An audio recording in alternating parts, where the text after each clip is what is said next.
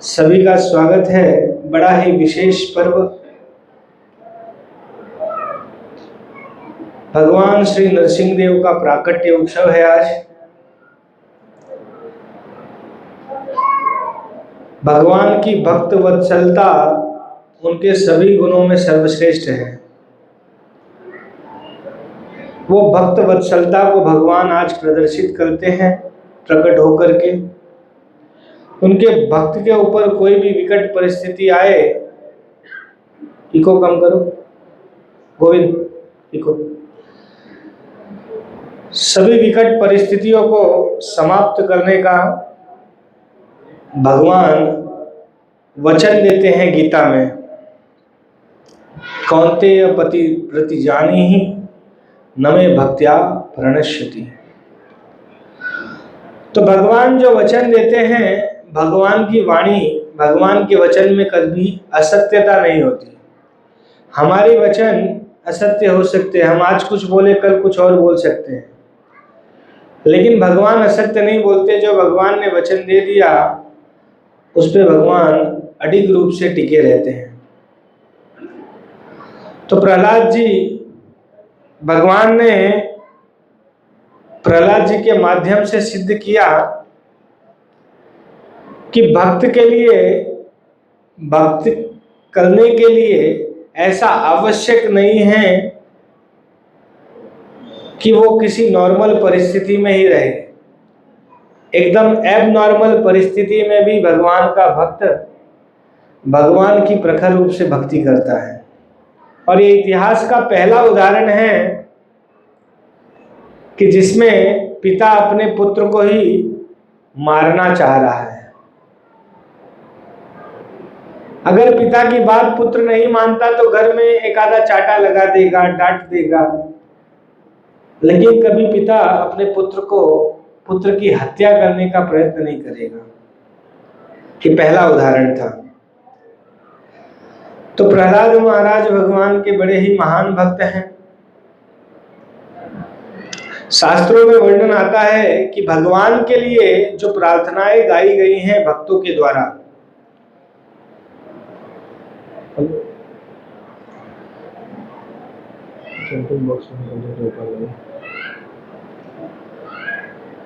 वो बड़ी ही महान प्रार्थनाएं हैं। संसार में हम लोग जो प्रार्थनाएं करते हैं, हमारी प्रार्थनाएं भी दूषित होती हैं। अलग अलग इच्छाओं से, वासनाओं से दूषित हमारी प्रार्थनाएं होती हैं।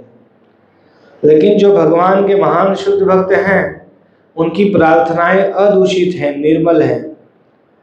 वो प्रार्थनाओं को दोहराने मात्र से जीव शुद्ध हो जाता है, भगवान तक उसके प्रार्थनाएं पहुंच जाती हैं।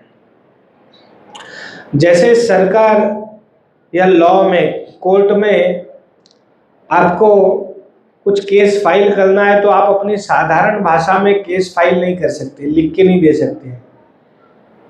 वहां कोर्ट की भाषा चलती है।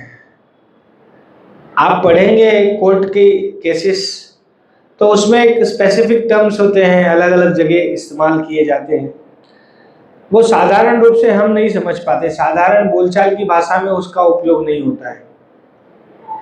उसका उपयोग कोर्ट में ही होता है और कोर्ट वही भाषा समझता है। हम अपनी सादी भाषा में लिख के देंगे तो कोर्ट नहीं मान्य करेगा।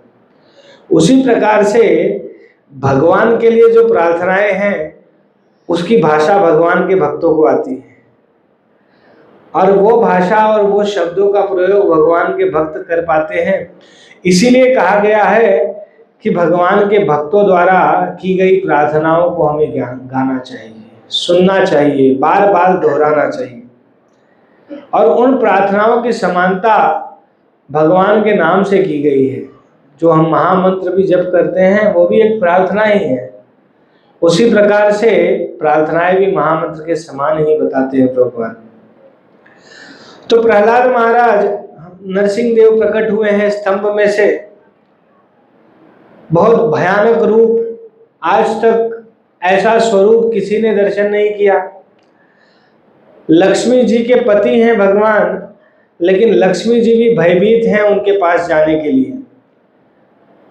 तो जब पति क्रोधित होता है तो पत्नी पास में नहीं जाती, किसको आगे किया जाता है? पुत्र को। इसीलिए क्या किया गया, ब्रह्मा आदि देवता सभी भयभीत थे। नरसिंह देव बड़े क्रोध में देख रहे हैं।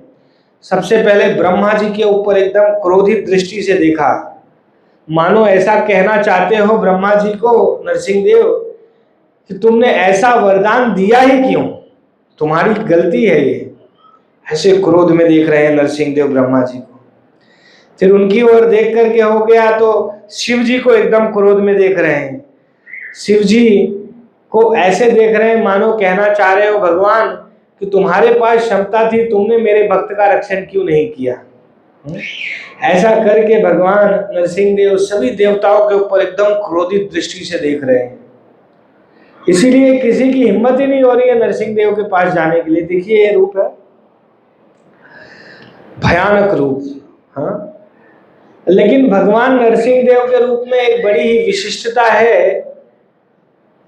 भगवान भक्त के लिए अभयानक है, भयानक नहीं, अभयानक है।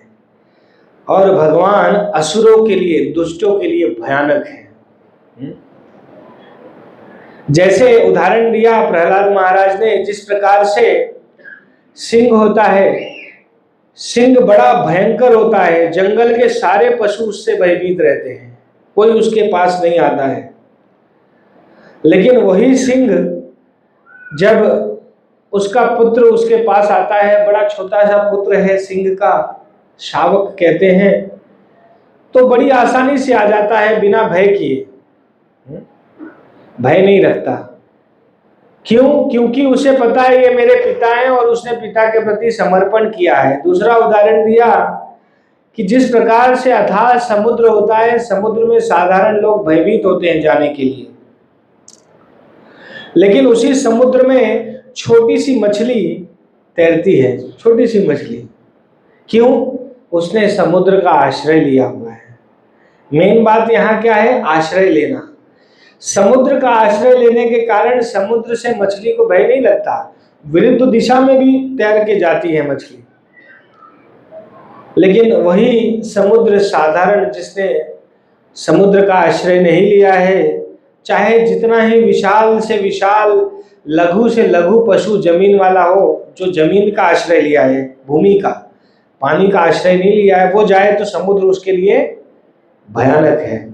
वैसे ही नरसिंह देव भक्तों के लिए अभयानक है और असुरों के लिए भयानक है। तो सभी वरदानों को सत्य स्थापित करते हुए भगवान जो भी उनके सेवक हैं, देवता सभी, उनके द्वारा वरदान दिए गए का सम्मान करते हैं। ऐसा नहीं कभी करते भगवान कि अरे तुमने ये गलत वरदान दे दिया, कैंसल, ये वरदान नहीं मान्य किया जाएगा, ऐसा नहीं। हाँ, उनके ही सेवक हैं ब्रह्मा जी, उन्होंने वरदान दिया तो उस वरदान का पालन करते हुए भगवान नरसिंह देव ने सर्जरी की। हाँ, जितने डॉक्टर लोग होंगे ना, डॉक्टर को अभी बॉम्बे में इस्कॉन का हॉस्पिटल है, मीरा रोड में भक्ति वेदांत हॉस्पिटल, ऑपरेशन थिएटर के बाहर नरसिंह देव का फोटो है। तो एक बार एक पेशेंट गया ऑपरेशन कराने, ऑपरेशन कराने गया, थिएटर के बाहर ही देखा कि अरे इतना भयंकर स्वरूप, अतड़ियां निकाल करके भगवान ने माला के रूप में धारण की है। बेचारा डर गया। हाँ, डॉक्टर से कहने लगा, भाई इतना भयंकर रूप दिखा करके तुम मुझे अंदर ले जा रहे हो, मेरा तो शरीर ऐसे ही कांप रहा है, ऑपरेशन क्या कराऊंगा। हाँ? तो डॉक्टर भक्त थे, उन्होंने समझाया, भाई ये असुरों के लिए भयानक है। भक्त देखो प्रहलाद महाराज के ऊपर भगवान हाथ भी रखते हैं। तो प्रहलाद महाराज ने, बाद में प्रहलाद महाराज को आगे किया गया और प्रहलाद महाराज ने अपूर्व प्रार्थनाएं की हैं। प्रहलाद महाराज कहते हैं, नाहं बिभेव्यजित तेति भयानकस्य जिह्वार्क नेत्र भ्रुकुटिर बसोग्रदंष्ट्रात् आनंस्त्रदा शतज केशर शंकुकर्णान् निर्हाद भीति दिगिभादिर्भिन्न गाग्रात्। क्या कह रहे हैं कि प्रभु मैं आपके इस भयानक स्वरूप से भयभीत नहीं हूं। नाहम व्यजित ते अभी भयानकस्य। जिह्वा, भगवान की जिह्वा एकदम तलवार के समान चल रही थी, बर्छे के समान नाक, भयानक अस्त्र के समान भगवान के नख थे। और भगवान के जो बाल हैं, आज जगन्नाथ जी भी नरसिंह रूप में दर्शन दे रहे हैं, तो जो बाल हैं भगवान के सर के अगल बगल, उस पे रक्त रंजित है, रक्त लगा हुआ है हिरण्यकशिपु का। तो बोल रहे हैं कि मैं आंत्रस्त्रज शतज केशर शंकु कर्णान, हे प्रभु आपने जो माला पहनी है आतड़ियों की, और जो आपके केशों पर रक्त लगा हुआ है, इतने भयानक स्वरूप को देख करके संपूर्ण संसार भयभीत है, पर मैं भयभीत नहीं हूं। तो मानो नरसिंह देव पूछ रहे हो कि भाई फिर तुमको किस चीज का भय है? तो प्रहलाद महाराज कहते हैं, त्रस्तोस्म्य हम कृपण वत्सल दुस्साग्रो संसार चक्र कदनाद ग्रसताम प्रणीत। क्या है? त्रस्तो हम, मैं त्रस्त हूं। किस चीज से मैं भयभीत हूं? संसार चक्र कदना ग्रसताम प्रणीत। संसार चक्र जो है, जन्म मृत्यु का जो चक्र है, उससे मैं बड़ा भयभीत हूं। बद्धः स्वकर्म विरुषत्तम तेंग्रि मूलम प्रीतोपवर्ग शरणम रियसे कदानु। मैं अपने कर्मों के प्रभाव से, गीता में कृष्ण कहते हैं, ऊर्ध्वं गच्छन्ति सत्त्वस्थ मध्ये तिष्ठन्ति राजस जगन गुण वृत्तिस्त अधो गच्छन्ति तामसः। जैसा जैसा प्रकार का व्यक्ति कर्म करता है, उस प्रकार का उसको स्थान प्राप्त होता है। जो सत्वगुण में कर्म करता है, ऊर्ध्वं गच्छन्ति सत्त्वस्थ, उच्च लोकों में जाता है। जो रजोगुणी होता है, मध्य तिष्ठन्ति राजसः, जगन गुण वृत्तिस्त, जो पापी है, दुराचारी है, जगन कार्यों में लगा हुआ है, ऐसे व्यक्ति को अधो गच्छन्ति तामसः, तामसी व्यक्ति को ऐसा स्थान प्राप्त होता है। कह रहे हैं प्रहलाद महाराज कि प्रभु मैं बद्ध हूं, किससे? स्वकर्म भीरु सत्तम तेंग्रि मूलम, मैं अपने कर्मों के चक्र से बद्ध हूं। कभी पुण्य करता हूं तो स्वर्ग जाता हूं, पाप करता हूं तो नरक जाता हूं, और ये चक्र चलता ही रहता है। साइकिल होती है ना, साइकिल ऐसे चलती रहती, कंटिन्यूअस साइकिल चलते रहे। आप काउंट, अभी आपने पॉइंट किया कि भाई ये वाली तीली है, वो जो स्पार्क होता है, एक आपने देख लिया कि हाँ ये है, अब वो घूमना चालू किया तो आप देख नहीं सकते कि वो स्टार्टिंग पॉइंट कौन सा था जो मैंने देखा था। वो चक्र चलता ही रहेगा। इसीलिए कोई नहीं कह सकता कि हमारा ये संसार चक्र कब शुरू हुआ। तो प्रभुपाद जी कहते हैं ये जानने का प्रयास मत करो कि कब शुरू हुआ, समाप्त कैसे हो उसका यत्न करो। बड़े सारे लोग दुविधा में रहते हैं। कोई कहते हैं कि भाई भगवान के धाम से हम आए, कोई कहते हैं भगवान के धाम से जाने के बाद तो वापस आते ही नहीं है, तो फिर आप कैसे कह रहे हैं धाम से आए? तो प्रभुपाद कहते हैं ये सब चक्र में मत पड़ो, इस चक्र से निकलना कैसे है उस पर ध्यान दो। हाँ, ये विशेष बात है। आगे कह रहे हैं प्रहलाद महाराज, सोहम प्रियस्य सुहृद परदेवताया लीला कथास्तव नृसिंह विरंच गीता अंजस्थितम गुरुणानुगुण विप्रमुक्तो दुर्गाणि ते पद युगालय हंस संघ। कि इस चक्र से निकल सकते हैं। सॉल्यूशन बताया प्रहलाद महाराज ने। क्या सॉल्यूशन बताते हैं? प्रहलाद महाराज कह रहे हैं कि हंसो मुक्त आत्माओं के संग में। मुक्त आत्मा कौन है? जो लोग भगवान की अविरल धारा में भक्ति में लगे हुए हैं, वो हंस है। हंस की एक विशेषता होती है कि उसके थूक में ऐसा पदार्थ होता है कि दूध और पानी मिक्स करके उसके सामने रख दो तो जब उसमें सिक्रीशन करेगा दूध अलग हो जाएगा, पानी अलग हो जाएगा। दूध वो पी लेगा और पानी छोड़ देगा। उसी प्रकार से भक्तों को भी हंस कहा गया। वो माया और कृष्ण दोनों मिक्स करके रख दो सामने उनको, और माया को अलग करके छोड़ देंगे और कृष्ण कृष्ण अर्थात भक्ति स्वीकार कर लेंगे। ये भक्तों की विशेषता होती है। भक्त संसार में बड़ा प्रॉपर एनालिसिस करके समझ लेते हैं ये माया है और ये भक्ति है। जो लोगों के पास विशिष्ट बुद्धि नहीं है, भक्ति नहीं करते, वो लोग समझ नहीं पाते माया क्या है और भक्ति क्या है। इसीलिए वो लोग माया को भी भक्ति समझ लेते हैं। तो नृसिंह देव से भगवान के प्रहलाद महाराज कह रहे हैं कि मुक्त आत्माओं की संगति में आपकी दिव्य प्रेमा भक्ति में लगे रहकर प्रकृति के 3 गुणों से स्पर्श से पूर्णतः कल्मशहीन हो सकूंगा और अपने अत्यंत प्रिय स्वामी आपकी महिमाओं का कीर्तन कर सकूंगा। भक्त यही चीज मानता है कि प्रभु आपके गुणों का गान मैं कर सकूं। रूप गोस्वामी प्रार्थना करते हैं भगवान से कि प्रभु मुझे आपने एक ही जीवा दी, आप मुझे हजारों जीवा एक साथ दे दो, जिससे तो मैं हजारों जीवाओं से आपके गुणों का नाम का गान कर सकूं। पृथु महाराज भागवत में प्रार्थना करते हैं कि प्रभु मुझे हजारों कान दे दो, जिससे मैं आपकी कथाओं और नाम का श्रवण कर सकूं। मांगते हैं वो लोग, और हमारे पास 2 है, हम 2 का भी उपयोग प्रॉपर नहीं करते हैं। 2 का उपयोग कैसे करते हैं? बहुत से ज्यादातर लोग ऐसा ही करते हैं, एक कान से इधर सुनते हैं, सीधा बाईपास। कथा में सुनते हैं तो भगवान के प्रति समर्पण, वैराग्य सब कुछ आ जाता है, जैसे ही बाहर निकलते हैं तो यहाँ से निकल जाता है, बीच में ठहरता नहीं है।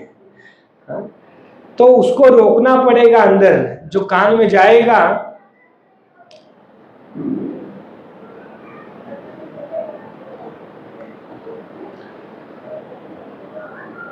थोड़ा थोड़ा सभी लोग आगे बढ़ जाइए। पीयूष प्रभु दर्शनार्थियों को वहीं से दर्शन करने बोलिए।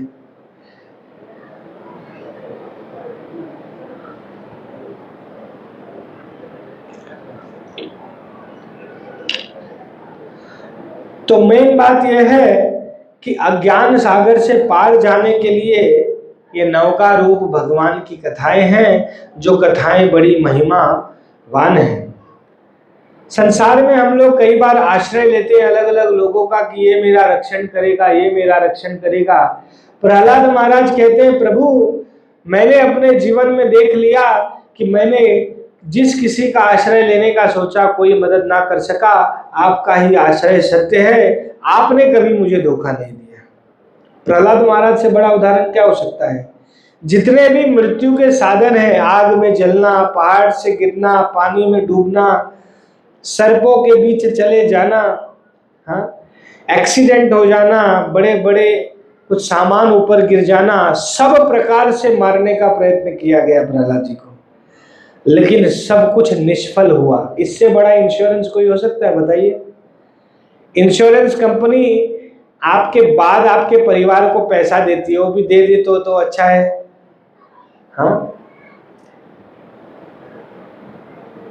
इंश्योरेंस कंपनी जब कोई इंश्योरेंस वाले तो नहीं है ना, एजेंट। इंश्योरेंस कंपनी जब आपको इंश्योरेंस लेना होता है तब कुछ नहीं पूछती है, और जब इंश्योरेंस का पैसा देना होता है तो माता का भी नाम, उम्र भी पूछ लेगी, सब कुछ पूछ लेगी, आपके सब लिखा जाएगा। जबकि पॉलिसी बनाते समय आपकी माता का नाम पूछा नहीं होगा, लेकिन रिटर्न देते समय पूछा जाता है। तो ये सिर्फ धन दे सकते हैं, लेकिन रक्षण प्रदान नहीं कर सकते। सबसे बड़ा इंश्योरेंस कंपनी भगवान का है, और ये ऐसा इंश्योरेंस है जो कभी आपको टर्म्स एंड कंडीशंस में नहीं फंसाता। नीचे लिखा होता है ना, फुदड़ी मार के, टर्म्स एंड कंडीशंस अप्लाई। भगवान का एकमात्र एक ही कंडीशन है, भक्ति। भक्त होना चाहिए। भक्त्या मामाभिजानाति यमन यस्यास्मि तत्वतः। भक्ति के द्वारा भगवान को जाना जा सकता है, और जो भक्त भक्ति में निरत होकर के भगवान को समर्पण करता है वो टोटली इंश्योर्ड है, उसको और किसी इंश्योरेंस की जरूरत नहीं है। प्रहलाद महाराज कहते हैं बालस्य नेह शरणं पितरो नृसिंह नार्तस्य चागदन उदन्वति मज्जतो नौ तप्तस्य तत्प्रतिविधिर्य इहांजसेष्ठ स्थाविद विभो तनुभृताम त्वदुपेक्षितानाम। कह रहे हैं कि हे नरसिंह देव, हे परमेश्वर, देहात्म बुद्धि के कारण आपके द्वारा उपेक्षित देहधारी जीव अपने कल्याण के लिए कुछ भी नहीं कर पाते, अपना कल्याण नहीं सोच पाते। न ते विदुः स्वार्थ गतिम ही विष्णु। संसार में कई बार एक दूसरे के ऊपर लोग आरोप लगाते हैं आप स्वार्थी हो, लेकिन प्रहलाद महाराज कहते हैं न ते विदुः स्वार्थ गतिम ही विष्णु। संसार में लोग अपना वास्तविक स्वार्थ भी नहीं जानते। न ते विदुः स्वार्थ गतिम ही विष्णु दुराशया हे बहिरर्थ मानिना अंधा यथांधे उपनीयमाना तेपी सी तंत्रा उरुधाम निबद्धा। बांधे जाते हैं, स्वार्थ अपना समझते नहीं है कि उनका वास्तविक स्वार्थ भगवान का भजन है, भगवान की भक्ति है, ये वास्तविक स्वार्थ है, बाकी कोई वास्तविक स्वार्थ नहीं है, टेम्पररी है सब कुछ। तो वे जो भी उपचार स्वीकार करते हैं उनसे यद्यपि कदाचित क्षणिक लाभ पहुंचता है, किंतु वे स्थायी नहीं रह पाते। हाँ, कुछ भी हम स्वीकार करते हैं उपचार, वो टेम्पररी सॉल्यूशंस हैं, परमानेंट सॉल्यूशन नहीं है। सभी चीजों का परमानेंट सॉल्यूशन क्या है? भगवान का भजन। हाँ? आप रोग का निवारण कर सकते हैं, एक रोग का निवारण कर सकते हैं, दूसरा रोग आएगा, दूसरे का कर पाएंगे, तीसरा आएगा, बार बार एक एक गुगली आती है, स्वाइन फ्लू, बर्ड फ्लू, फिर कोरोना लेटेस्ट, फिर कोई फ्लू आएगा, राइट? तो एक एक करके रोग आते जाते हैं। इन रोगों का टेम्पररी उपचार आप कर सकते हो, परमानेंट उपचार नहीं है। जो डॉक्टर आपको भ्रमित कर रहे हैं कि भाई ये उपचार है, हाँ, वो आपका उपचार नहीं कर रहे। सर्जरी करा लो हार्ट की, जीवन भर आप दवाई खाओ, हाँ, होल लाइफ। डायबिटीज हो गया, पूरे जीवन भर दवाई खाओ। ब्लड प्रेशर हो गया, जीवन, क्या ये उपचार है? बताइए, ये उपचार नहीं है, ये स्टॉप गैप सॉल्यूशंस है। तो वास्तविक सॉल्यूशन क्या है? प्रभु बता रहे हैं कि अगर कोई माता पिता है, उसके सामने उसके पुत्र का मृत्यु हो जाता है, कोई वैद्य है, ट्रीटमेंट कर सकता है पेशेंट का, लेकिन उसके कष्टों से उसे बचा नहीं सकता। जो कष्ट झेलना है उसे वो तो झेलेगा ही ना। कई बार हम लोगों को कष्ट नहीं हो रहा होता है, पेशेंट के सामने खड़े हो जाते हैं, तो हम कहते हैं अरे बस बस थोड़ा ही दर्द होगा, ज्यादा नहीं होगा। अरे उसको पता है भाई कितना दर्द हो रहा है, हम तो कहते हैं बस इतना ही होगा। आप कभी हार्ड वैद्य के यहाँ जाओ, जब वो मरोड़ता है ना, तो उसके साथीदार, जो रिश्तेदार साथ में होते हैं, बोले अरे कुछ नहीं, थोड़ा ही है, थोड़ा ही है भाई, तू बैठ जा, पता चल जाएगा थोड़ा है कि ज्यादा है। कष्ट, दूसरे का कष्ट समझ में आ जाए, वो वैष्णव है। हाँ, वैष्णव जन तो तेने कहिए पीड़ पराई जाने रे। हमें अपना ही कष्ट दिखता है, दूसरे का कष्ट दिखता नहीं है। तो प्रहलाद महाराज कहते हैं कि जिस प्रकार से बालक का रक्षण माता पिता नहीं कर पाते, डूबते हुए को कोई बचा नहीं पाता, वैद्य जो कष्ट होना है पेशेंट को, उस कष्ट से उसे बचा नहीं पाता, उसी प्रकार से संसार का कोई भी उपाय व्यक्ति को उसके कष्टों से उबार नहीं सकता सिवाय भगवत भजन के। इसीलिए प्रहलाद महाराज शिक्षा प्रदान करते हैं कि भगवत भजन किया जाए। भगवत भजन ही एकमात्र सॉल्यूशन है। गेट पे रुको यार, दर्शनार्थियों को मत आने दो।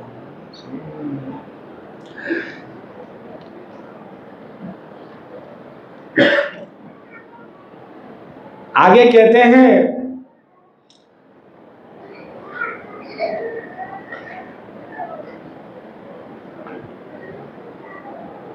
दृष्ट्वा मया दिवि विभोजखिलधिष्णपाणम् आयुश्रिय विभव इच्छति याञ्जनोऽयम् यस्मत्पितो कुपितहास विजुम्बितम्बु विस्फुर्जितेन लुलिता सुतुरे निरस्तः। प्रहलाद महाराज कह रहे हैं, नरसिंह देव मानो उनको कुछ वरदान देना चाह रहे हैं। वरदान देना चाह रहे हैं तो प्रहलाद महाराज उनको कह रहे हैं कि प्रभु आप दे करके मुझे ऐश्वर्य दोगे, सुख दोगे, साम्राज्य दोगे, मैंने ये सब देख लिया है। हाँ, भिखारी हो उसको राजमहल का सुख सुख लगेगा, जो राजमहल में ही पला बड़ा है उसको पता है कि राजमहल में खोखलापन है। हाँ? तो प्रहलाद महाराज कहते हैं मैंने ये सब ऐश्वर्य मेरे पिता के रहते देखा है प्रभु। हाँ? मेरे पिता बड़े ही विचित्र विशिष्ट असुर हैं हिरण्यकशिपु। हाँ, इतने विशिष्ट हैं, यहाँ यज्ञ करके यज्ञ दिया जाएगा। हाँ, कि इदम इंद्राय स्वाहा, इंद्र के लिए समिधा डाली गई। अग्निदेव इतने भयभीत है हिरण्यकशिपु से, वो समिधा लेकर के इंद्र के पास नहीं जाते, किसके पास जाएंगे? हिरण्यकशिपु के पास। हाँ, डिपार्टमेंटल जितना भी सारा डिपार्टमेंट था देवताओं का, सब कोई हिरण्यकशिपु के अंतर्गत काम कर रहा था। 2 असुरों को नियुक्त कर दिया था, भाई तुम सूर्य चंद्र को संभालो। तो सारा मैनेजमेंट असुरों का था, हिरण्यकशिपु लीडर और बाकी सब असुर अलग अलग प्रकार का डिपार्टमेंटल हेड थे, सब अपना अपना मैनेजमेंट करते थे। तो प्रहलाद जी कहते हैं मेरे पिता को मैंने देखा है कि खाली उनकी भ्रुकुटी हिल जाए तो देवता कांपने लगते थे। हाँ, इतना शक्ति इतना वैभव था मेरे पिता का, लेकिन हे नरसिंह देव आपने क्षण भर में सब समाप्त कर दिया। इसीलिए मुझे ऐसा कुछ नहीं चाहिए। आप यदि मुझे देना चाहते हैं तो मुझे ये सब प्रदान करके लोभ प्रदान मत करिए। इस लोभ के चक्कर में मैं पड़ने वाला नहीं हूं, क्योंकि इसका तत्व मैं जानता हूं, इसका खोखलापन मैं जानता हूं। जिसका पेट भरा हो उसके सामने 56 पकवान रख दिए जाए, कभी वो खाने की इच्छा करेगा? करेगा? नहीं करेगा। क्यों? वो ऑलरेडी तृप्त है, उसको भूख लगी ही नहीं है। लेकिन अगर कोई भूखा व्यक्ति है जिसको बहुत दिनों से भोजन नहीं मिला, उसके सामने आप सूखी रोटी रख दो तो क्या करेगा? तुरंत टूट पड़ेगा वो सूखी रोटी भी खाने के लिए, और वो सूखी रोटी भी उसको 56 पकवान का स्वाद देगी। ठीक है? जैसे कई बार आज जैसे भक्तों ने निर्जला व्रत किया है, आज तो ऐसे कुछ ज्यादा कष्ट नहीं फील हुआ।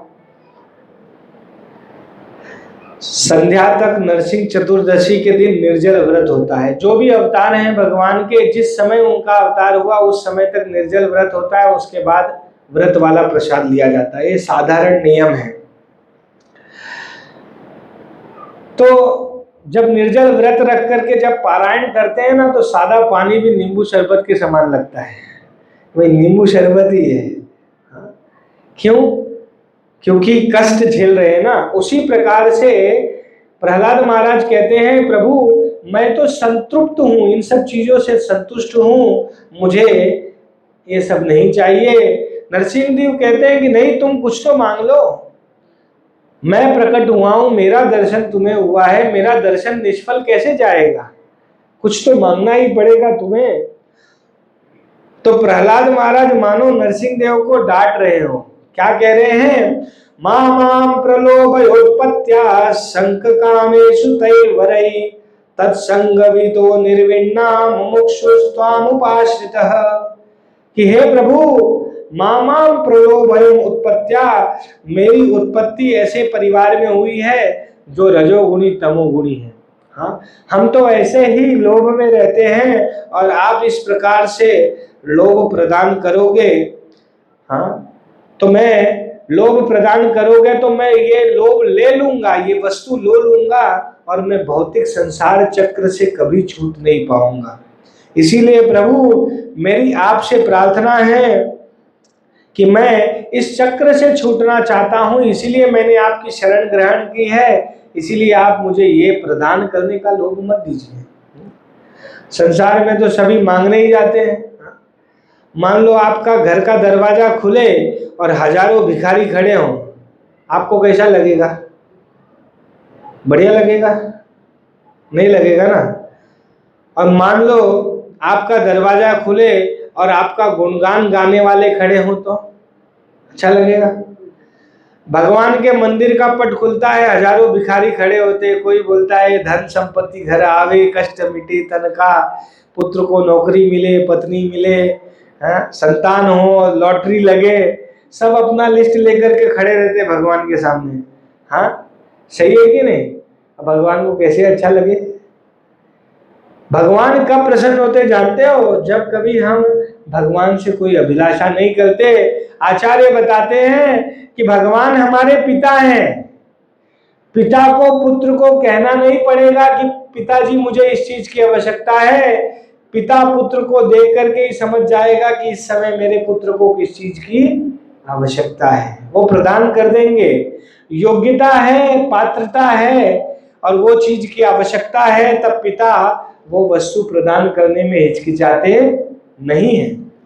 लेकिन अगर योग्यता नहीं है, पात्रता नहीं है और फिर भी हम अभिलाषा करें कि भगवान मुझे ये प्रदान करो, हाँ, गाड़ी बंगला कार दिला दो, कैसे कैसे को दिया है, हाँ, मुझको भी तो लिफ्ट करा दो। हाँ, सुना था ना, बॉलीवुड का भजन है। तो लोग ऐसी भौतिक आकांक्षाएं लेकर के भगवान के सामने जाते। भगवान प्रसन्न नहीं होते ऐसे लोग से, दे भी देते, जा ले जा। काकभूषुंडी जी के सामने जब राम जी प्रकट हुए, राम जी ने सब कुछ देने का ऑफर दिया, नागलोक, स्वर्गलोक, जो चाहिए ले लो। तो काकभूषुंडी जी क्या कहते हैं? प्रभु भक्ति आपनी दीनन कीनी, कि आपने सब कुछ तो देने का कह दिया लेकिन अपनी भक्ति देने की बात नहीं कही। सब कुछ देने की कही, भक्ति देने की। भक्ति उसी व्यक्ति को भगवान देते हैं जो व्यक्ति समर्थवान हो, जो जानते हैं भगवान कि ये कभी मेरा दुरुपयोग नहीं करेगा। क्योंकि भक्ति देने का अर्थ है भगवान उस भक्त के सेवक बन जाते हैं, जैसे अर्जुन के सेवक भगवान बने। तो जिसके तिसके सेवक बन जाएंगे तो वो तो ऐसी ऐसी डिमांडें करेगा। हाँ? एक व्यक्ति को वरदान मिल गया कि भाई जो तू मांगेगा सब मिलेगा, लेकिन साथ में कंडीशन सप्लाई थी, जो तू मांगेगा तुझे एक मिलेगा तो पड़ोसी को दो मिलेगा, दुगुना, डबल। उसने कहा ठीक है। पहले कहा भगवान घर अच्छा नहीं है, झोपड़ी में रहता हूं, एक बंगला दिला दो बढ़िया 3 BHK। होटलों में जाओ तो कैसे कैसे नाम होते हैं, लिस्ट लगा होता है। सूट, सूट पहनने का होता था, अब रहने का भी सूट होता है। तो 3 BHK बंगलो मांगा, दे दिया भगवान ने उसको, तुरंत प्रकट हो गया, बाजू में 2 प्रकट हो गए।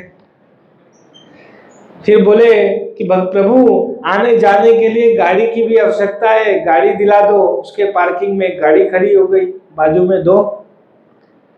इसने देखा है तपस्या मैंने की, वरदान मुझे मिला, मुझे एक और इसको डबल, ये तो बड़ा अन्याय है। धन मांगा, धन मिल गया, करोड़ रुपया मुझे मिल जाए, बाजू में 2 करोड़ मिल गया। बाद में वो सोच रहा है कि मैं जो मांग रहा हूं इसको दुगना मिल रहा है, इसने तो कुछ श्रम नहीं किया। संसार में समस्या क्या है, लोग अपने दुख से दुखी नहीं है, दूसरों के सुख से ज्यादा दुखी होते हैं। तो उसने भगवान से कहा कि प्रभु मेरी एक टांग टूट जाए। अब मन में क्या सोचा था, बाजू वाले की 2 टूटेगी। बाहर निकल के देखने गया, बाजू वाले का तो कुछ नहीं हुआ है, दोनों टांग बरोबर है। भगवान से कहा अरे प्रभु मेरी एक टूटी तो उसकी 2 क्यों नहीं टूटी? तो भगवान ने भाई कंडीशन तूने सुनी नहीं बरोबर, मैंने देने का कहा था, लेने का नहीं कहा था। दूंगा, तोड़ूंगा थोड़ी, निकालूंगा थोड़ी। तो ऐसी अभिलाषाएं होती हैं, इसीलिए भगवान हर किसी को भक्ति का दान नहीं देते। नहीं तो ऐसे ही हम वरदान मांगेंगे, उसकी आंख फूट जाए, वो लंगड़ा हो जाए, उसका एक्सीडेंट हो जाए, हाँ, द्वेष के मारे। इसीलिए भक्ति जिसको देते हैं भगवान एकदम ठोक बजा करके चेक करते। जैसे कुम्हार होता है ना, मटके को ठोक बजा करके देखता है एकदम पका है कि नहीं, तब रखता है सेल के लिए, राइट। वैसे ही भगवान अपने भक्त का परीक्षण करते हैं। आगे कहते हैं प्रहलाद महाराज कि भृत्य लक्षण जिज्ञासु भक्तुम कामेश्वरोदयत् भवान संसार बीजेषु हृदय ग्रंथेषु प्रभु। हे मेरे आराध्य देव, चूंकि हर एक के हृदय में भौतिक संसार के मूल कारण काम इच्छाओं का बीज रहता है, हमारे सबके हृदयों में काम इच्छाओं के बीज बोए हुए हैं और वो बीज समय समय पर फलीभूत होते हैं और जैसे जैसे वो बड़े होते हैं, फलीभूत होते हैं, अलग अलग प्रकार से हमको दुष्कर्मों में लगाते हैं वो बीज। और ये बीज कब फलीभूत नहीं होंगे? जब ये भक्ति रूपी अग्नि में तपाए जाएंगे तब ये फलीभूत नहीं होंगे। तो प्रहलाद महाराज कह रहे हैं, कहता है वह आपने मुझे इस भौतिक जगत में शुद्ध भक्त का लक्षण प्रकट करने के लिए भेजा है, इसीलिए प्रभु मुझे कोई अभिलाषाओं में मत फंसाओ। नान्यथा ते अखिल गुरु घटेत करुणात्मनः यस्त आशीष आशास्ते नस भृत्य सवय वणिक। प्रहलाद महाराज डांट रहे हैं नरसिंह देव को, कह रहे हैं अन्यथा हे भगवान, हे समस्त जगत के परम शिक्षक, आप अपने इस भक्त के प्रति इतने दयालु हैं कि आपने उससे कुछ भी ऐसा करने की प्रेरित नहीं किया जो उसके लिए अलाभकारी हो। जो भी हम करते हैं भगवान की इच्छा से घटित होता है, तो हमको दंड क्यों प्राप्त होता है? दंड इसलिए प्राप्त होता है कि जो भी दुष्कर्म हम करने को प्रेरित होते हैं भगवान रोकते हैं, आदेश प्रदान करते हैं परमात्मा रूप में कि भाई रुक जा, स्टॉप, ये कार्य मत कर। लेकिन हम हमारे मन की ध्वनि के कारण परमात्मा की आवाज दब जाती है और हम दुष्कर्म करते हैं। और फिर कहते हैं कि भगवान की इच्छा से तो पत्ता है, भगवान की इच्छा बिना के तो पत्ता भी नहीं हिलता, तो मैंने ये कर्म किया तो ये मुझे फल नहीं मिलना चाहिए। ये तो गलती किसकी है? भगवान की। मृत्यु हो जाती तो दोष किसको देते हैं? अरे भगवान क्या किया, भाई तूने क्या किया था? जब हमने किया, करनी करत तो क्यों न डरत, क्यों करके पछताए, और बोए बीज बबील के तो आम कहाँ से खाए। बावड़ लगा के आएंगे, वो बोलेंगे आम आएगा, 2 साल रुकेंगे, 5 साल आम आएगा, 50 साल रुके रहे तो वो बावड़ में बावड़ है, क्या आएंगे? कांटे आएंगे, आम आएगा? आम कभी नहीं आएगा। आम के बीज लगाने पड़ेंगे। इसीलिए वो कह रहे हैं जो व्यक्ति आपकी भक्ति के बदले में कुछ भौतिक लाभ चाहता है वह आपका शुद्ध भक्त नहीं है। प्रभुपाद जी कहा करते थे शुद्ध भक्ति बड़ी दुर्लभ है, शुद्ध भक्ति बड़ी दुर्लभ है, इच्छा वाली भक्ति सुलभ है और संसार ज्यादातर इच्छाओं की पूर्ति के लिए ही भक्ति कर रहा है। आप चले जाओ कैसे कैसे नाम होते अलग अलग हनुमान जी के। रोकड़िया हनुमान जी सुना है ना? मतलब जो जिनको रोकड़ा चाहिए वो रोकड़िया हनुमान जी के पास जाते हैं। मौसिया महादेव यही नाम है ना? कष्ट भंजन हनुमान जी, जिनको कष्ट है सब लाइन लगा के पहुंच जाते हैं। हनुमान जी भी सोचते भाई ये तो क्या भगवान क्या सेवा में लग गया, राम भजन के लिए यहाँ रुका था, लोग कष्ट का लिस्ट ही लेके आते रहते हैं। तो यहाँ कह रहे हैं कि जो लोग सिर्फ इच्छाओं की पूर्ति के लिए भगवान का भजन कर रहे हैं वो भक्त नहीं है, वो क्या है? सवय वणिक, वो व्यापारी है। भगवान को एक हाथ दे एक हाथ ले, एक हाथ मैं कुछ दान दक्षिणा करूंगा, कुछ सेवा करूंगा प्रभु, हाँ ये लिस्ट मुझे सुख संपत्ति घर आवे, कष्ट मिटे तन का, ओम जय जगदीश हरे। हाँ तो ऐसी प्रार्थनाएं अशुद्ध प्रार्थनाएं हैं। शुद्ध प्रार्थना ये क्या कर रहे हैं? आशासनो नवय भृत्य स्वामिन्याशिष आत्मनः न स्वामी भृत्य स्वाम्यच्छन्यो राति चाशिष। जो सेवक अपने स्वामी से कुछ अभिलाषा रखता है वो अच्छा सेवक नहीं है, और जो स्वामी अपने सेवक से कुछ अभिलाषा रखता है वो अच्छा स्वामी नहीं है। हाँ तो अच्छा स्वामी और अच्छा सेवक कौन है? जो स्वामी की प्रसन्नता के लिए ही कार्य करे वो वास्तविक सेवक है। हनुमान जी इसके ज्वलंत उदाहरण हैं। हनुमान जी ने कभी किसी चीज की अभिलाषा नहीं की। हाँ जब हनुमान जी को कहा गया कि हनुमान जी भाई कुछ मांग लो तुम भी, बाकी सब लोग ले लेकर के पद पदवी लेकर के जा चुके हैं, आप भी कुछ मांग लो। तो हनुमान जी ने कहा कि प्रभु आपने कहा कि मैं आपको लक्ष्मण जी से भी अधिक प्रिय हूँ, भरत जी से भी अधिक प्रिय हूँ, तो उनको एक पद दिया, मुझे 2 पद दीजिए, 2 पोस्ट, हाँ 2 मंत्रालय चाहिए मुझे। तो हनुमान जी ने, राम जी ने कहा भाई मांग लो 2 मंत्रालय, 2 पद मांग लो। तो हनुमान जी गए, राम जी का एक चरण पकड़ा, बोले प्रभु ये 1 पद और ये दूसरा पद है, ये मुझे प्रदान करिए। ऐसे भक्त होते हैं और ऐसे भक्तों के सामने भगवान बिक जाते हैं। हाँ? जो लड्डू दास पेड़ा दास है, थोड़ा बहुत ऐश्वर्य, थोड़ा बहुत मान सम्मान मिल जाए और फूल जाते हैं, ऐसे लोगों से भगवान बिकते नहीं। ऐसे लोगों को भाई लड्डू चाहिए, लड्डू ले जा। हाँ? एक संत थे ब्रज में, हाथी बाबा उनका नाम था, बड़े शरीर से भारी थे। तो उनके पास एक भक्त गए और उन्होंने कहा कि कुछ उपदेश दीजिए। बोले क्या उपदेश दूं तुझे, लड्डू गोपाल का दर्शन किया है? बोले हाँ। फिर उनके दोनों हाथों में क्या है? बोले एक हाथ में लड्डू, एक हाथ में बांसुरी। तो शिक्षा क्या समझ में आई? बोले क्या पता, कुछ नहीं समझ में आई, आप बताइए। तो उन्होंने कहा कि लड्डू गोपाल शिक्षा दे रहे हैं, या तो लड्डू मिलेगा या तो बांसुरी मिलेगी, दोनों में से एक ही चीज मिलेगा। लड्डू चाहिए तो बांसुरी नहीं मिलेगी, और बांसुरी लोगे तो लड्डू नहीं मिलेगा, दोनों नहीं मिलेगी कभी। हाँ? तो संसार में यदि हम भगवत भजन शुद्ध भाव से प्रहलाद महाराज के समान करना चाहते, समान तो नहीं जा सकते, लेकिन कुछ आसपास पहुंचना चाहें तो ये कर सकते हैं। तुलसीदास जी कहते हैं, निर्धन कहे धनवान सुखी, धनवान कहे सुख राजा को भारी। तुलसीदास जी कह रहे हैं, निर्धन व्यक्ति कहता है धनवान सुखी, धनवान कहता है सुख राजा को भारी, राजा कहे चक्रवर्ती सुखी, चक्रवर्ती कहे सुख इंद्र को भारी, इंद्र कहे श्री राम सुखी, श्री राम कहे सुख संत को भारी। हाँ?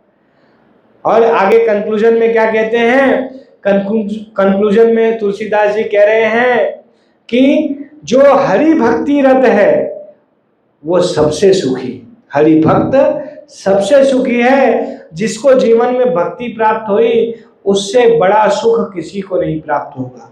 संसार की सभी ऐश्वर्य प्रहलाद जी के पास उपलब्ध थे, त्रिलोकी का राज्य था, सब कुछ प्राप्य था, लेकिन प्रहलाद महाराज उसको स्वीकार नहीं करते। हम तो लाख लखपति करोड़पति इसी के चक्कर में जीवन बिता देते हैं। हाँ? उससे ज्यादा होता है क्या? 1 flat, 2 flat, 3 flat, 10 flat, 50 flat. हाँ? ये तो जितना भी फ्लैट है सब इनका ही है। फ्लैट जमीन जितनी है सब किसकी थी? प्रहलाद जी की। लेकिन उस सब को छोड़ करके वो भगवत भजन में निरत हुए।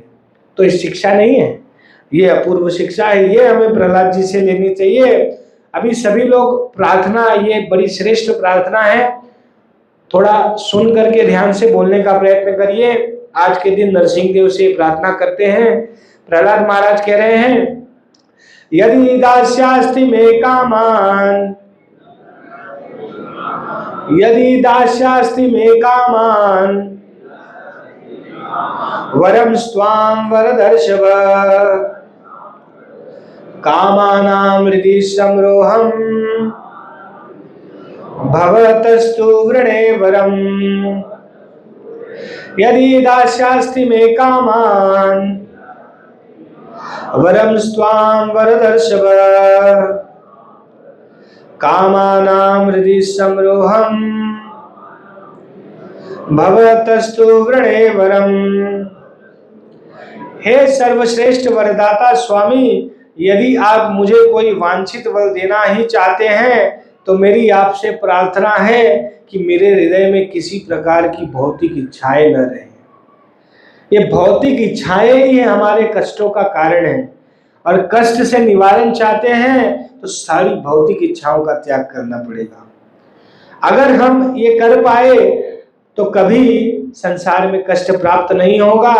क्या आगे कहते हैं कि हमारी ये भौतिक इच्छाएं किस प्रकार से हमें शोषित करती हैं, पीड़ित करती हैं। इंद्रियाणि मनः प्राण आत्मधर्मो धृतिर्मति ह्री श्री तेज स्मृति सत्यम यस्य नश्यति जन्मना। भौतिक इच्छाएं ये सारी चीजों का नाश करती हैं। क्या क्या है कि कामेच्छाओं के कारण मनुष्य की इंद्रियों के कार्य, मन, जीवन, शरीर, धर्म, धैर्य, बुद्धि, लज्जा, ऐश्वर्य, बल, स्मृति, सत्य, निष्ठा समाप्त हो जाती है। तो जो लोग कामेच्छाओं के चक्र में पड़े उनका ये सारी चीजों का समूल नाश हो जाता है। इसीलिए कामेच्छाओं का नाश कर दिया जाए तो ये सबको बचाया जा सकता है। विमुंचति यदा कामान मानवो मनसि स्थितान तैर्वे पुंडरीकाक्ष भगवतत्वाय कल्पते। हे प्रभु, जब मनुष्य अपने मन से सारी भौतिक इच्छाएं निकालने में सक्षम हो जाता है तो वह आपके ही सम्मान, संपत्ति तथा ऐश्वर्य का पात्र बन जाता है। जो भौतिक इच्छाओं का नाश कर लेगा वो भगवान के समान संपत्ति और ऐश्वर्य प्राप्त कर लेगा। इसीलिए जो संत काम इच्छाओं से मुक्त हैं उनको संत भगवान कहा जाता है कि नहीं? भगवान के समान हो जाते हैं क्योंकि उनको भौतिक इच्छाओं कोई उनके हृदय में रह नहीं गई है। और एक प्रार्थना है, सभी लोग दोहराइए, ओम नमो भगवते तुभ्यम पुरुषाय महात्मने हरे अद्भुत सिंहाय ब्राह्मणे परमात्मने। ओम नमो भगवते तुभ्यम पुरुषाय महात्मने हरे अद्भुत सिंहाय ब्राह्मणे परमात्मने। क्या कह रहे हैं? हे षडेश्वर्य पूर्ण प्रभु, हे परम पुरुष, हे परमात्मा, हे समस्त दुखों के विनाशक, हे अद्भुत नृसिंह रूप में परम पुरुष, मैं आपको सादर नमस्कार करता हूँ। प्रहलाद महाराज ने प्रार्थना की। नरसिंह देव कहते हैं, प्रहलाद तुम संसार में रहो, तुम्हें सदैव मेरा स्मरण रहेगा, मेरी कथाओं का श्रवण करते रहो और तुम एक कल्प तक इन असुरों पे और सभी ऐश्वर्य पे राज्य करो। एक कल्प कितना समय होता है? 43 लाख इंटू 73, इतना वर्ष तक प्रहलाद महाराज ने राज्य किया। और राज्य करने के बाद भगवत भजन करते हुए वो भगवान के धाम गए। कथा मदीया जुष्मान प्रियास्तव मावेश्य मामात्मनि संतमेकं सर्वेषु भूतेषु अधियज्ञमीशं यजस्व योगेन न कर्महिन्वन्। भले ही तुम इस भौतिक जगत में ही क्यों न रहो, लेकिन तुम्हें निरंतर मेरे उपदेशों तथा वचनों को सुनना चाहिए। हाँ, ये भगवान सभी गृहस्थों को भी शिक्षा दे रहे हैं। जैसे चैतन्य महाप्रभु चैतन्य चरितामृत में कहते हैं, गृहे थाको वदे थाको सदा हरि बोले डाको। घर में रहो चाहे वन में रहो, सदैव भगवान का भजन करो। प्रहलाद महाराज कहते हैं, प्रभु ये सब तो ठीक है, लेकिन आप मुझे एक वरदान प्रदान करिए, मेरे पिता को क्षमा कर दीजिए। तो नरसिंह देव कहते हैं, मेरे शरीर के स्पर्श मात्र से वो परम शुद्ध हो गया, तुम उनकी चिंता मत करो। और क्या कहते हैं आगे? त्रिसप्तभि पिता पूत पितृभि सहते ते नघ येत साधो अस्य कुले जातो भवान वै कुल पावनः। क्या कह रहे हैं? जिस घर में भक्त उत्पन्न हो गया उसका संपूर्ण कुल पावन हो गया। कितना कुल? त्रिसप्तभि, 3 times 7। संस्कृत में क्या कहा? त्रिसप्तभि, 3 बार 7, मतलब 21 पीढ़ी तुम्हारी तर गई, शुद्ध हो गई, क्योंकि सिर्फ तुमने भक्त ने इस कुल में जन्म लिया। इसीलिए यत्र यत्र च मद्भक्ता प्रशांतः समदर्शिना, जहां जहां मेरे भक्त प्रकट होते हैं, जन्म लेते हैं, प्रशांतः समदर्शिना, जिनकी समान दृष्टि है, प्रशांत है, साधव समुदाचारास्ते पूयन्ते पिकीकटा। वो गर्हित परिवारों में भी उनमें उत्पन्न हुए हो, नीच कुलों में भी उत्पन्न हुए, जहां मांस आदि भक्षण किया जाता हो तो भी वो संपूर्ण कुल तर जाता है। ये मेरे भक्त का प्रभाव है। ऐसा नरसिंह देव कह रहे हैं और कहते हैं भवन्ति पुरुषा लोका मद्भक्ता स्वाननुव्रता भवान में खलु भक्तानाम सर्वेशाम प्रतिरूप दुख। जो तुम्हारे आदर्श का अनुसरण करेगा, प्रहलाद महाराज 12 महाजनों में से एक है।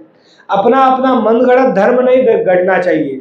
हाँ, यमराज जी बताते हैं 12 महाजन है जो धर्म के ज्ञाता हैं। कौन है? स्वयंभू, शंभु, नारद, व्यास, कपिलो, मनु, प्रहलादो, जनको, भीष्मो, बलि, वैयासकी, वयम। एक ही परिवार से 2 महाजन। कौन? महाजन मतलब व्यापारी नहीं, सरनेम महाजन नहीं। महाजन मतलब धर्मम भागवतम भटार, those who are experts in religion. जो धर्म के ज्ञाता हैं, एक्सपर्ट हैं, वो हैं, उनको महाजन कहा। एक ही परिवार में प्रहलाद महाराज और बलि महाराज हुए। बलि महाराज के पुत्र प्रहलाद जी के पुत्र और उनके पुत्र हुए कौन? पौत्र हैं बलि महाराज, जिन्होंने भगवान को समर्पण किया। एक ही परिवार में 2 अवतार उत्पन्न हुए एक ही परिवार के लिए। तो ये इतना महान परिवार है, भले ही असुर कुल में क्यों ना हो। तो भगवान ने इससे दिखाया कि भाई मेरे भक्त कहीं भी उत्पन्न हो सकते हैं और भगवत भजन कर सकते हैं। और प्रहलाद जी को नरसिंह देव कहते हैं जो कोई भी भक्त तुम्हारे साथ मेरी इन लीलाओं का चर्चा करेगा, श्रवण करेगा और कहेगा, वो नित्य मुक्त हो जाएगा, वो भगवान के धाम जाने योग्य हो जाएगा और सभी कल्मशों से मुक्त होकर के मेरी भक्ति में रत हो जाएगा। ये इस नरसिंह कथा श्रवण करने का फलश्रुति है। और आगे नरसिंह देव ने उनको आज्ञा दी कि तुम्हारे पिता तो कल्मश मुक्त हो गए हैं, लेकिन विधि विधानों का पालन करते हुए उनका श्राद्ध करो। श्राद्ध करके तुम निवृत्त होकर के भगवत भजन में संलिप्त हो जाओ। और प्रहलाद महाराज ने कहा कि मैं उन ऋषि मुनियों की तरह एकांत स्थान में जाकर के भगवत भजन करके अपनी मुक्ति नहीं चाहता, मैं स्वार्थी नहीं बनना चाहता। हाँ, मैं समाज के बीच में रहूंगा, गायन मग्न चित्ता। मुझे फॉर्मूला मिल गया है, सीक्रेट फॉर्मूला है जिससे भव समुद्र में से निकला जा सकता है, भव बंधन में से निकला जा सकता है। और उस फॉर्मूला को मैं संपूर्ण संसार में प्रसारित करूंगा। ऐसा प्रहलाद महाराज नरसिंह देव से प्रार्थना करते हैं और ये प्रार्थना को नरसिंह देव ने स्वीकार किया और प्रहलाद महाराज की ख्याति संपूर्ण विश्व में प्रख्यात है। हाँ, तो आज बड़ा ही विशिष्ट दिवस है। नरसिंह देव तव कर कमल वरे लखाम अद्भुत श्रृंगाम। भगवान का वही हाथ है, हाँ, जिसने अभी अभी छाती फाड़ी है, वज्र के समान छाती है, उसको नख से फाड़ दिया है और वही हाथ प्रहलाद जी के ऊपर रख रहे हैं नरसिंह देव। तो प्रहलाद महाराज अपना सौभाग्य गाते हैं, कहते हैं ब्रह्मा शिव लक्ष्मी जी को जो हस्त कमल प्राप्त नहीं हुआ प्रभु, आपने ऐसी कृपा की कि मेरे सर पर वो आशीष मुझे प्रदान किया। आपके कमल समान हस्त मेरे सर पर रखे आशीर्वाद दिया मुझे, इसीलिए मैं बड़ा ही सौभाग्यवान हूं। तो जो सौभाग्य शिव जी, ब्रह्मा जी, लक्ष्मी जी को नहीं मिला, भगवान ने उनके सर पे कभी हाथ नहीं रखा, नरसिंह देव ने उनके सर पर, प्रहलाद जी के सर पर हाथ रखा है। हाँ, तो बड़ा ही भव्य दिवस है, विशिष्ट दिवस है, भक्तों के लिए बड़ा ही विशिष्ट है। जो हम विघ्न विनाशक गणेश जी को मानते हैं ना, विघ्न, उनका नाम विघ्न विनाशक गणराया, ऐसे महाराष्ट्र में आरती गाते हैं। तो विघ्नों के विनाशक नरसिंह गणेश जी हैं, लेकिन गणेश जी नरसिंह देव के भक्त हैं, सीक्रेट समझ लीजिए। हाँ, ब्रह्म संहिता में पढ़ेंगे, सगणाधिराज गणाधिराज गणपति जी नरसिंह देव के भक्त हैं। तो उनमें जो विघ्नों का नाश करने का सामर्थ्य आया है वो भगवान नरसिंह देव से आया है। तो अल्टीमेट सोर्स ऑफ, हाँ, इसीलिए कहते हैं कि विघ्न विनाशक नरसिंह देव भगवान की जय। तो ये संपूर्ण विघ्नों का नाश करने का सामर्थ्य है भगवान में। हाँ, प्रहलाद जी के जीवन में जो भी विघ्न थे समूल नाश किया। हाँ, इसलिए नाश किया कि वो भगवत भक्ति में रहते थे। इसीलिए सभी से प्रार्थना है, प्रहलाद जी से प्रेरणा लेकर के हमें अपने जीवन को भक्ति में बनाना चाहिए और आज के दिन में नरसिंह देव से प्रार्थना करनी चाहिए कि हमारे हृदयों में से सभी कामेच्छाओं को वो ध्वस्त कर दें, जिस प्रकार से उन्होंने हिरण्यकशिपु को ध्वस्त कर दिया। हरे कृष्णा कृष्णा कृष्णा हरे हरे, हरे राम राम राम। बोलो प्रहलाद नरसिंह देव भगवान की, नरसिंह चतुर्दशी महामहोत्सव की, जगत गुरु श्री प्रभुपाद की, श्री गुरु महाराज की, श्रीमद् भागवतम महापुराण की। हरे कृष्णा।